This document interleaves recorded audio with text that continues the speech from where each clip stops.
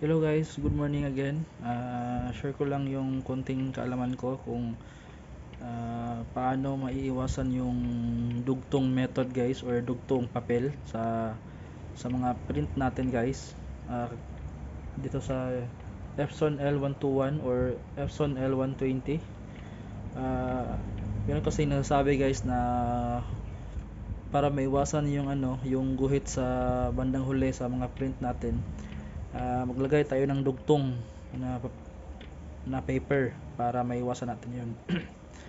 Guys, inobserbahan ko dito sa aking L121 na printer guys, dahil wala na po tong shark teeth, yung mga shark teeth sa huli.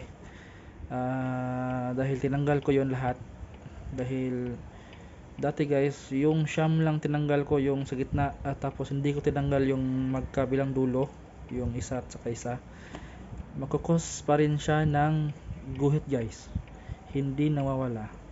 Kaya tinanggal ko lahat ng mga shark teeth guys, at yung mga roller blade, yung parang bilog na mga gulong, parang mga gulong na maliliit, hindi ko tinanggal yun guys. Wag niyong tanggalin yun, dahil yun ang magaguide ng paper natin para hindi mag-move.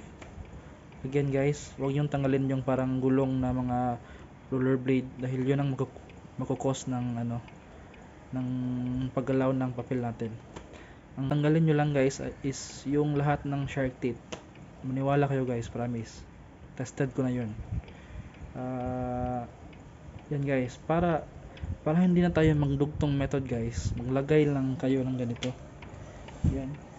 Yung parang para maangat yung papel na lalabas sa mga printer natin. Ito kaya yan. Ayan guys.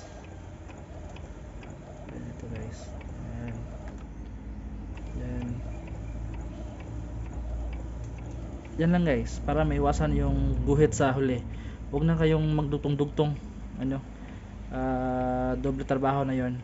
Ito lang tested ko na to. Tested na to guys. Yan. Yan. Yan. Kasi wala na siyang shark teeth guys, so ang paper natin, ang purpose ng shark teeth guys, yun yung iipit sa papel para hindi siya gaganyan. Yun yung purpose guys. Ito, kung walang shark teeth guys, gaganyan yan, gaganyan. So itong bandang dulo guys, ito tatama sa head natin, ganyan. Pero kung meron siyang panangga, gaganyan to, gaganyan. So itong huli dito, hindi to tatama sa head natin. So dapat meron siyang panangga, parang ganyan parang ganito siya. Promise guys. Yan. Kung meron kayong anong bagay na pwedeng gawin na pangangat dito, sa akin karton lang. Yan. Yan.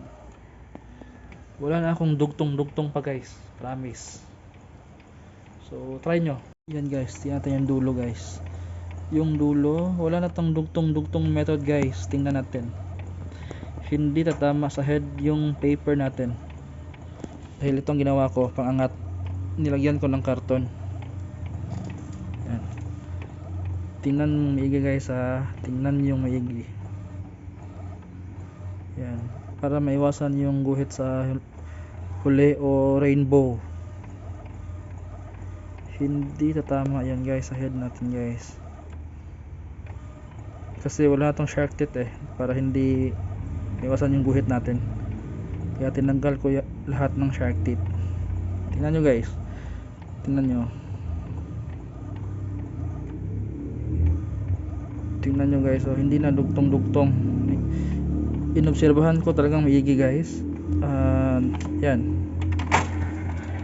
Ito lang guys. Lagyan nyo lang ng ganyan guys. Pangangat Yan. So thank you guys. Sana makatulong sa inyo. Bye bye.